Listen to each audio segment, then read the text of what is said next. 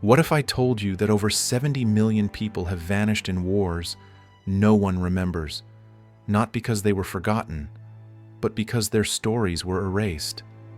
Now imagine you were one of them. One ordinary soldier, one heartbeat in a storm of fire, left to face a choice that would decide not only your survival, but your soul. Every empire writes its own version of truth. But the battlefield doesn't care about politics, glory, or medals. It remembers in silence, in scars and ash, in the eyes of those who made it out.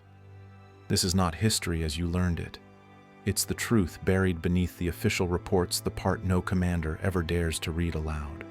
If you've ever wondered what really happens when order collapses and men become monsters, stay with me, because in the next few minutes you'll step inside that nightmare and learn why some wars never end. They just move inside us. But stories like this never start with chaos.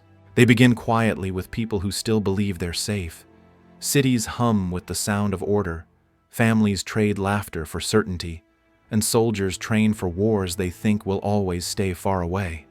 Before history breaks, it whispers, "My name is Joran Hale." Before the screaming skies, before the purple and gold banners of perfection descended on our world, I was just another name on a data sheet, a municipal worker in Civitas Prime population, 12 million, a city so proud of its harmony that even its imperfections were designed to look symmetrical. I cataloged water allocations, housing permits, birth registrations, numbers clean and obedient.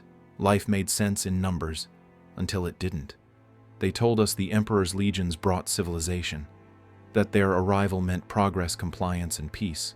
We hung banners on marble towers, printed their sigils on bread wrappers, broadcast hymns of gratitude through the city's Vox networks. For weeks, that's all you could hear, praise rising from every window, every street like incense offered to gods we'd never met. And maybe in a way, we wanted gods. Humanity always does something perfect to believe in when the world feels too ordinary. So when the first ships appeared in orbit, shimmering violet hulls reflecting our sun like liquid crystal, we cheered. We called them saviors. We didn't realize we were calling for our executioners. I remember that morning. The air was so clear it almost hurt to breathe. Crowds gathered along the processional avenues. Children stood on their parents' shoulders, waving banners, faces painted gold. The brass of the Administratum Orchestra gleamed in the light as they tuned their instruments for the grand welcoming march. And when the first drop pods came through the clouds, they didn't sound like machines. They sang. The ground trembled as they landed, their armor glittering with impossible beauty.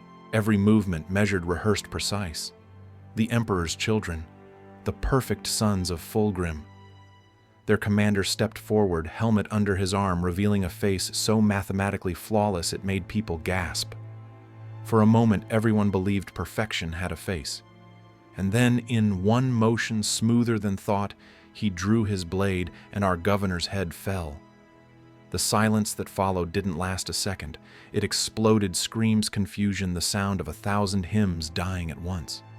They moved through the crowd with grace, like dancers performing choreography older than mercy, each strike precise, deliberate, artful. Blood sprayed in arcs that caught the sunlight. It was beautiful. That was the horror of it. From my office window, I saw the streets turn red. My hands were still on the keyboard, still typing routine data entries, water usage, civilian counts, as if the world hadn't just changed its rules. Then I saw a child's balloon float past the glass, trailing a ribbon stained with blood, and I understood the numbers meant nothing now. That night, the city changed names. Civitas Prime became Civitas Voluptas, the city of 1,000 pleasures. A title whispered like prophecy, carved into marble above the governor's palace, where his body had hung for hours, head replaced by a mask of gold. The Legion said it was an honor transformation through perfection. No one argued, not out loud. Those of us who survived learned quickly what silence was worth. We became shadows in our own homes, ghosts hiding from angels. The streets were patrolled not by soldiers but by artists of pain, warriors who believed suffering was a song, and every human body was an instrument waiting to be played. I saw neighbors disappear, their screams echoing for hours, as if the city itself was trying to remember them. The rest of us pretended not to hear. because hearing meant remembering, and remembering meant being next. At night, I'd climb to the roof of my hab block and look toward the horizon where strange lights pulsed in colors I didn't recognize. The air smelled like copper and incense. The city that had once been a map of logic was now a maze of madness, each district repurposed into something more terrible than imagination. One day I passed a mirror in an abandoned corridor and didn't recognize the reflection. The man staring back had hollow eyes, a face stretched thin by hunger and fear. I whispered to him, "You survived." It wasn't comfort. It was disbelief. And yet somehow we kept surviving. Because fear is patient. It teaches you how to hide, how to listen for danger before it arrives. It makes you careful. And careful people live longer. But in Civitas, Voluptas, even survival had a cost. Because when perfection feeds on pain, every breath becomes an offering. We used to think monsters were born from rage. But the Emperor's children taught us a darker truth: monsters are born from beauty that forgets to stop. The killings were never random. There was choreography in their cruelty, rhythm in every scream. From my hiding place among the ducts and tunnels, I watched what they called revelations, parades of perfection, spectacles of pain. The Legion didn't just conquer. They composed. They reshaped Civitas Voluptas into something unholy. The old districts we once knew, markets, theaters, parks, became movements in a grand symphony only they could hear. The first movement they called the Market of Sensation.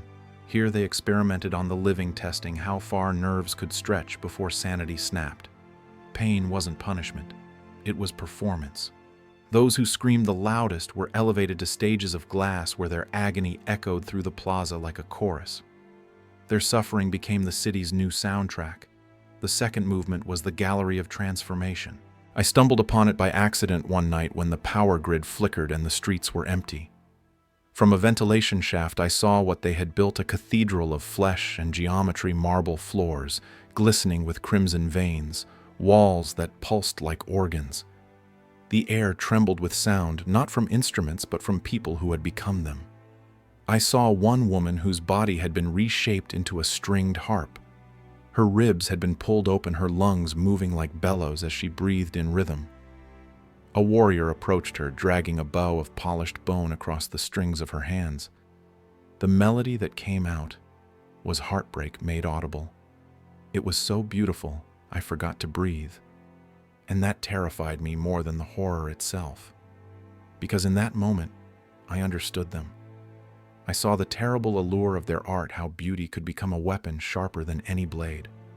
It reached inside you, twisted your empathy into fascination, and made you complicit without realizing it. I bit down on my tongue until I tasted blood, forcing myself to look away. But even with my eyes closed, the music followed me. It crawled beneath my skin, humming through my bones. I realized that in Civitas Voluptas, even silence had been rewritten. Days blurred into weeks. Hunger, fear, and exhaustion became indistinguishable. Every alley whispered with echoes of the Legion's experiments. Every abandoned home carried the scent of incense and iron. Food was scarce, but hope was rarer. That's when I met Drusus, a systems engineer who had once designed the city's energy grid. He was gaunt, hollow-eyed, but alive. He told me something that froze my blood. "They're not just killing," he said. "They're tuning the city." He showed me his sketches, diagrams of sound waves mapped against district layouts, resonant frequencies marked over architectural nodes. The city itself had become an instrument. Every building, every street, every human modification was part of a composition aimed not at us, but at the warp. He believed they were summoning something not metaphor, not ritual superstition, but literally trying to bridge reality with another realm. I wanted to laugh, to deny it. But then I remembered the music. I remembered how it vibrated through concrete and air like something alive. 3 days later, I found Drusus hanging upside down in what used to be a public fountain. His organs had been replaced with machinery that clicked and hissed like clockwork lungs. From his open mouth came a single continuous note, pure, flawless, eternal. Around his neck, a sign written in perfect calligraphy: the disharmonious are retuned. I buried him in the courtyard behind an abandoned school. For the first time, I prayed not to gods, but to the possibility that someone somewhere would remember us. After Drusus, I stopped thinking of the Emperor's children as soldiers. They were something else entirely, a choir in armor, prophets of a god that fed on sensation itself. That's when I met Maris, a medic who had turned her old clinic into a sanctuary for survivors. She was calm, efficient, her hands steady, even as the world crumbled. She tended to the infected, the broken, the half-altered. They don't just destroy, she told me while treating a burn on my back. They study. Every scream teaches them something new. Her clinic was hidden beneath a collapsed hab block, its rubble providing the only protection from patrols. There were others with her, a mathematician, a sound engineer, a conductor. All survivors of different professions united by the same purpose, understanding what the Legion was building. The conductor Gallus spoke little. His fingers twitched constantly as if still keeping time with a melody only he could hear. He showed me sheets of notation written in blood and soot music, unlike anything human. It's not composition, he whispered.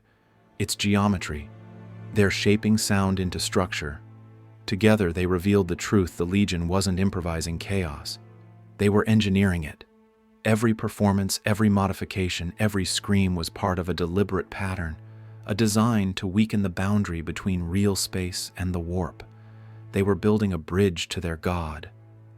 I remember Maris looking up from her notes, her face pale. If they succeed, she said quietly, this world will not burn. It will dissolve. That night, I couldn't sleep. The city pulsed like a living heart, the lights flickering in waves that followed the rhythm of unseen drums.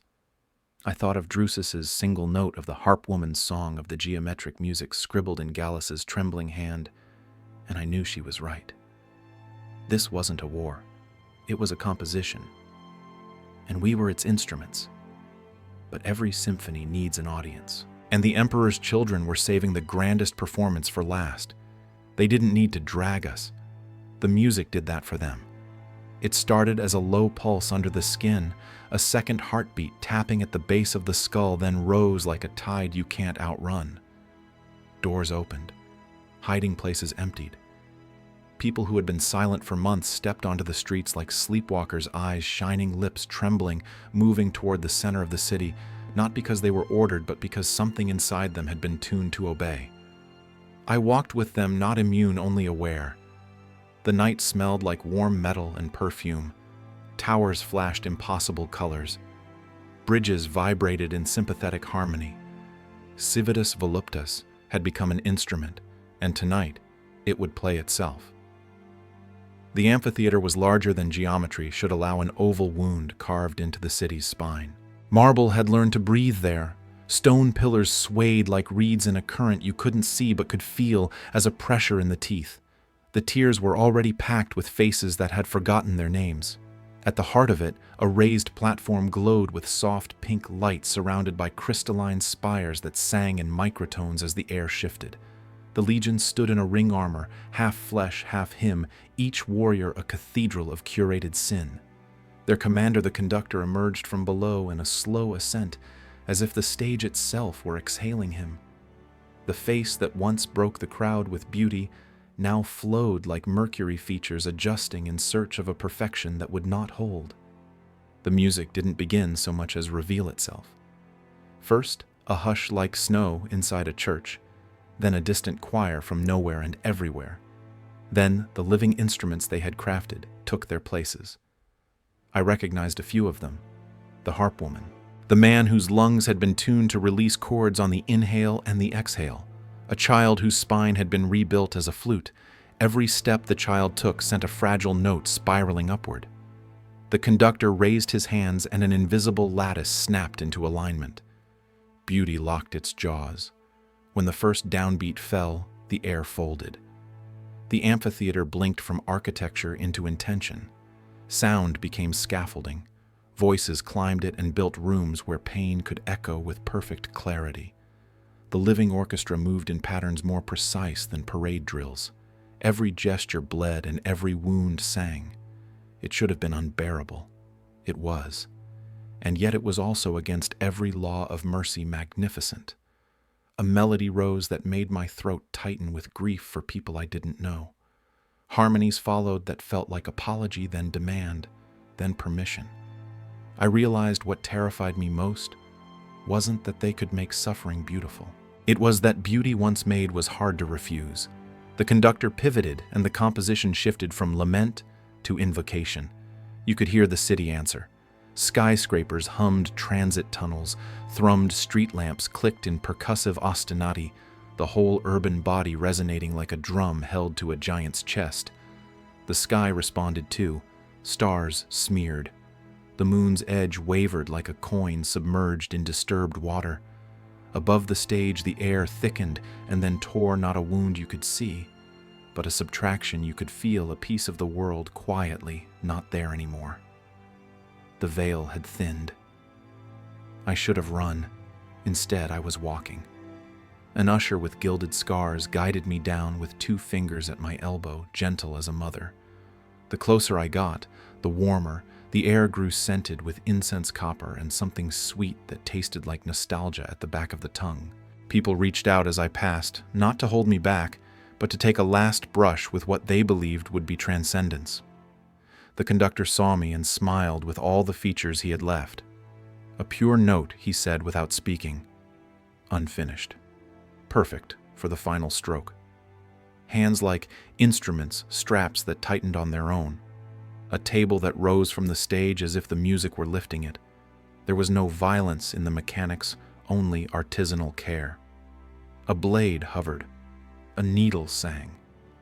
Lines were traced across my chest that matched the notation I'd seen in Gallus's shaking hand. I felt the first cut as light more than pain.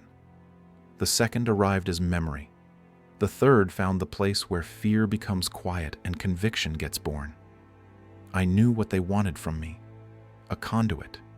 A door with a heartbeat. The final note that would complete the bridge and invite what waited beyond to step in.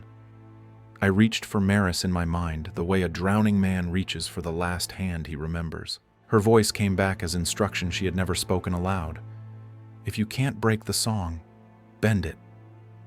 The scalpel moved again and I moved with it, not resisting but redirecting. Sound poured through me, a river hot enough to blister bone, and I angled it a fraction here, a breath there, tiny thefts from perfection. Sabotage at the level of resonance. No one noticed at first. The conductor was too enraptured by his own genius, the crowd too busy being remade by awe. But the place beyond the tear noticed. To that kind of appetite, imperfection is poison. The music soared.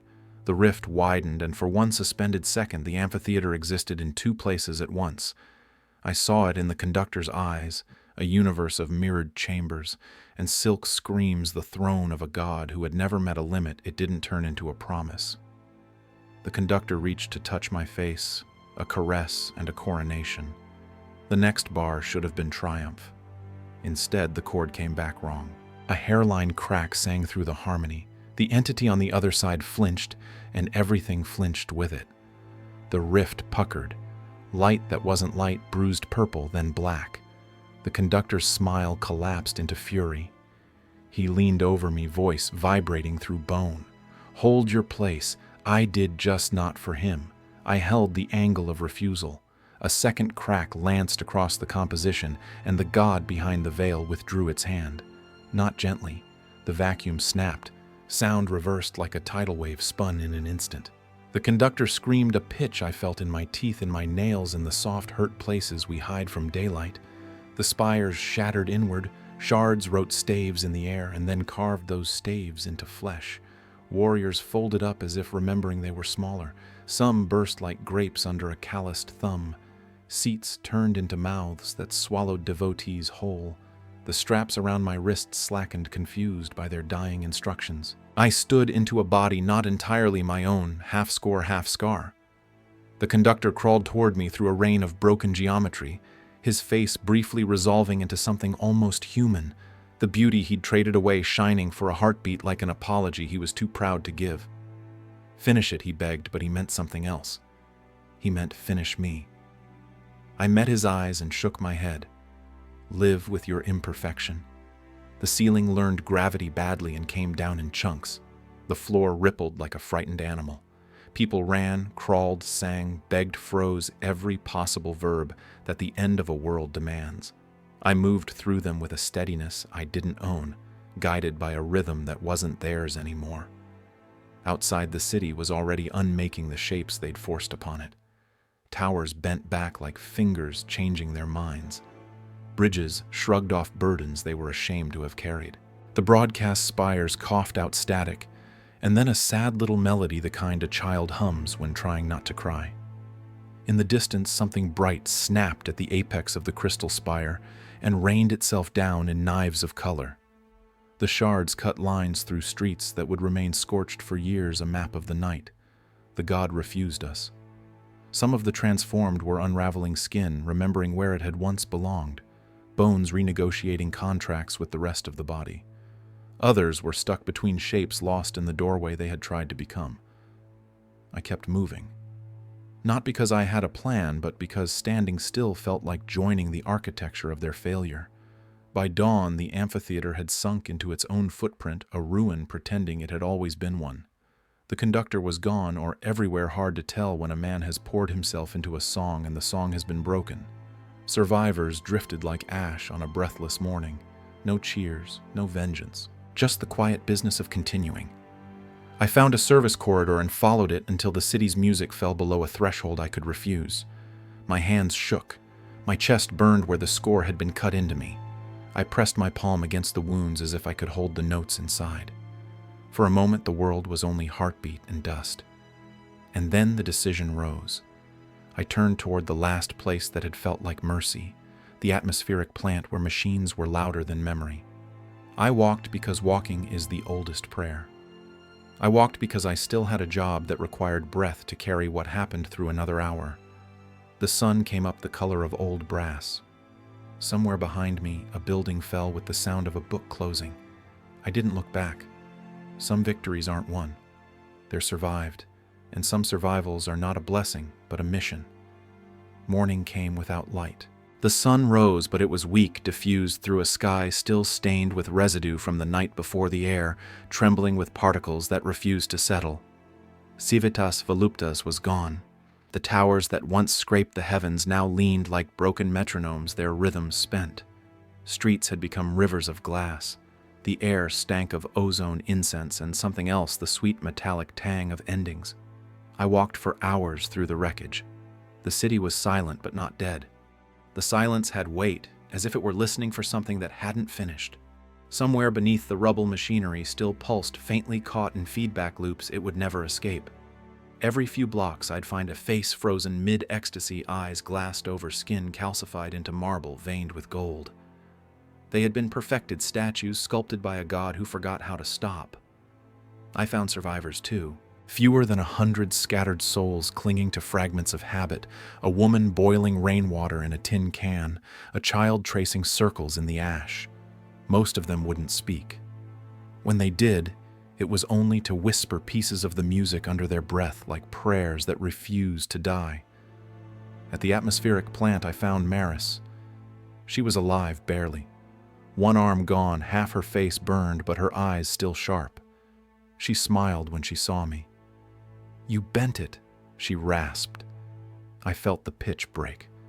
I wanted to tell her it hadn't been enough, that I hadn't destroyed their god, only wounded its reflection. But she already knew. We turned the plant into a refuge. Not because it was safe, nothing was safe anymore, but because it was loud. The constant hum of turbines drowned out the phantom notes that still haunted our skulls. Sound became salvation. It gave the survivors something to cling to, something that wasn't memory. For days I recorded everything. Names of the dead, coordinates of destruction, fragments of music, eyewitness accounts. It was an obsession, maybe guilt in disguise. I told myself it was history that needed to be preserved, but really, I just couldn't stand the idea that all this horror could vanish without record, that the city could die twice, once in flesh, once in memory. Maris helped when she could. Her hands shook too much to write, but she dictated, voice steady, even when pain made it crack. She spoke of Drusus of the gallery of the moment the conductor realized perfection had betrayed him. She said something I never forgot. Perfection always eats its creator first. When her fever worsened, I stayed beside her bed. She gripped my wrist nails, digging into my skin. "Don't let them rewrite this," she whispered. "They'll come, Joran. They always do. The Imperium will bury this place under medals and martyrs. They'll call it a victory. Promise me you'll make them hear what it really was." I promised, and then she was gone. After she died, I sealed the recording's data crystals buried beneath the plant's foundations, encoded under false registry tags.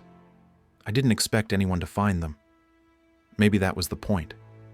Some truths aren't meant for the living. They're for whoever comes after the ones arrogant enough to think they've learned from history. In the weeks that followed, recovery ships arrived. Official banners, clean uniforms, the smell of bureaucracy. They set up perimeter zones, declared the area quarantined for moral contamination. The Medici officers walked with sterilizers and masks, but none of their devices could measure what had really changed. I watched them take samples, fill, reports, pretend control. They avoided my eyes. Maybe they knew. Maybe they just didn't want to. They interviewed me, of course, wanted statements, metrics, timelines. I gave them nothing that mattered. The truth was too heavy for their clipboards. When they were done, they left me a ration pack and a small, polite nod as if sympathy could disinfect guilt. For a time, I thought of leaving the planet, but leaving would mean forgetting, and forgetting would make me like them, untouched, unmarked, ignorant.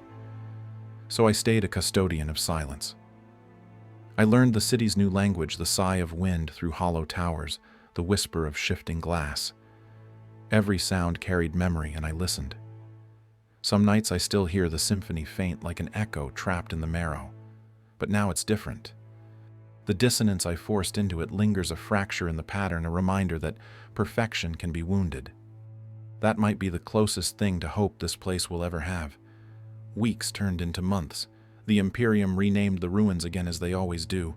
Voluptas became Sanctum Restauratus, a name that means nothing but feels important enough to hide behind. They built a monument on the ashes, a white tower inscribed with words like purity and sacrifice. They didn't know the ground beneath their feet still hums in irregular rhythm, that the earth itself remembers the wrong note I left there. I walk by sometimes. I see pilgrims touch the tower's base, murmuring prayers to an empire that can't hear them. I envy their certainty. Faith is easy when you don't have to remember. One evening, while cataloging debris near the old amphitheater site, I found something half buried in crystallized dust, a mask of gold cracked down the middle. The same design they had used on the governor's corpse that first day. I turned it over in my hands, felt the cold metal against my skin, and realized it was lighter than it should have been. Hollow, a perfect symbol for what we had become. I left it there. Some relics deserve to stay forgotten. And yet, as I walked away, I couldn't shake the feeling that the story wasn't finished. Because somewhere across the void, the god they had tried to summon must have felt the interruption, must have noticed the note that didn't fit.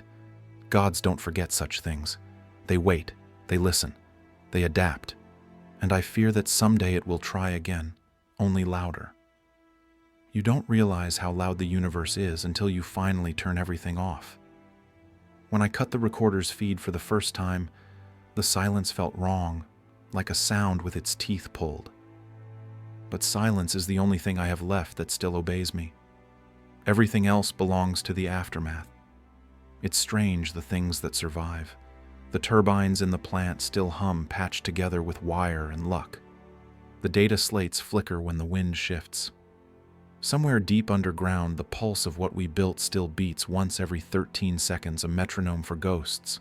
Sometimes I stand there and count with it, like keeping time with the heart of something I destroyed but can't bury. I've spent months thinking about what perfection really is. They chased it like light through a prism, convinced if they broke the spectrum fine enough, they'd find God at the center. But perfection isn't light. It's gravity. It pulls you until you forget you're falling. The Emperor's children didn't create evil. They just stopped remembering where to stop. Every record I've made carries the same message that beauty can become a weapon, that faith without limits breeds monsters, that the worst horrors are committed not out of hatred but out of admiration. I want whoever listens next to hear that before the music starts again. Sometimes I wonder if the warp still hums to the pattern I bent. If some fragment of that twisted symphony still echoes between the stars waiting for another conductor. Maybe that's arrogance thinking the universe remembers me. Or maybe that's what survival really means, being the frequency that refuses to vanish. Maris used to say there are only two kinds of witnesses, those who survive to tell and those who survive to forget. I thought I was the first. Lately, I'm not so sure. The longer I speak into the void, the more I feel it listening back. Survival isn't freedom. It's responsibility wearing skin. If someone finds this recording, if my words reach across whatever time remains, remember this order is fragile, but so is chaos. Both crave worship and both feed on silence. Don't let either have the last word. Sing the wrong note when they tell you the song is perfect. That's how you keep the world human. I'll leave soon. The planet's already listed for reclamation. They'll burn what's left, pave it over, build gardens and monuments, and lie to themselves about purity. Maybe they should. Maybe memory is a kind of contamination the living can't bear too long. But the files are hidden deep enough to outlive the flames, and one day someone curious enough, reckless enough will find them. They'll hear my voice and maybe they'll understand. The lights are dimming. Power's running low. I should stop, but there's one last thing that needs to be said, not for the Imperium, not for history, but for whoever's still listening out there in the dark. If you've come this far, you're already part of the story. The fact that you listened means you care enough to remember, and that's all the resistance the universe ever needs. So share it. Pass it forward. Let the noise travel farther than the silence, because the war isn't over. It never is. It just waits for someone to stop paying attention. This is Joran Hale, last citizen of Civitas Voluptas, signing off. If you hear music where there should be none, don't listen. Run. What if perfection wasn't salvation, but the doorway to extinction? In this haunting ABNR documentary-style story, The Last Witness, the Symphony of Flesh, one man recounts the fall of Civitas Voluptas, a city transformed into an instrument of agony by the Emperor's children. Through stunning narration and cinematic sound design, we uncover how beauty became a weapon, faith turned into obsession, and survival became the cruelest victory of all. Told through the eyes of Joran Hale, the final survivor, this episode exposes the unthinkable horrors hidden beneath the banners of purity and order. Based on classified war archives and forbidden testimonies, it explores what happens when art, science, and worship merge into one devastating experiment. Every frame pulses with tension, every word burns with humanity. Stay until the end, because the last sound you hear might not be silence.